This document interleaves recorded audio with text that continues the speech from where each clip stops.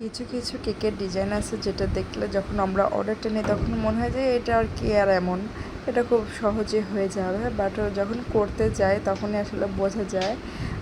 এই কেকটা যেটা ছিল ঠিক এরকমই দেখে খুবই সহজ মনে হয়েছিল যে এটা খুব সহজে করে ফেলবো, কিন্তু না, এই প্রত্যেকটা ছোট ছোট করে এই ফন্ডেন্ট দিয়ে এই টপারগুলো তৈরি করতে হয়েছে, তার উপর আবার গোল্ডেন ডাস্ট করতে হয়েছে। আর এটা হচ্ছে স্কোয়ার শেপে থাকলেও কেকের বিটগুলো ওভাল শেপে করা হয়েছিল। আর এই কেকের আর একটা ডিফিকাল্ট পার্ট ছিল হচ্ছে এই কেকের উপরে আরেকটা কেক সেট করতে হবে, কারণ আমি এই কেকটা যখন করি তখন খুব বেশি গরম ছিল ওয়েদারটা।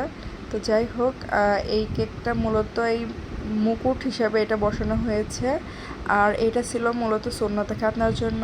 আর আপু চেয়েছিল যে মাশাআল্লাহ লেখাটা থাকে, আর আপু যে স্পেলিংটা দিয়েছিল আমিও ওই স্পেলিংটা লিখেছি।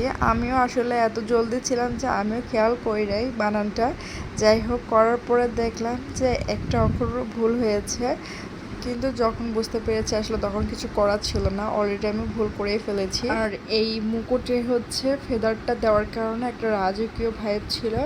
আর আমি এই সামনের পার্টে একটু গোল্ডেন ডাস্ট করে নিয়েছিলাম, আর গোল্ডেন ডাস্ট করার কারণে হোয়াইট অ্যান্ড গোল্ডেন কম্বিনেশনে দারুণ একটি কেক মানে ফুটে উঠেছিল।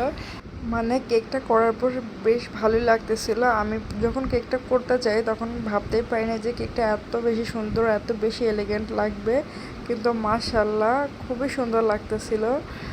আর এই ধরনের টায়ার কেকগুলোতে আমি সচরাচর ডেলিভারি নিয়ে খুবই বেশি টেন্স থাকি, তো আলহামদুলিল্লাহ খুব সুন্দর মতো ডেলিভারি সম্পন্ন হয়ে গেছিলো।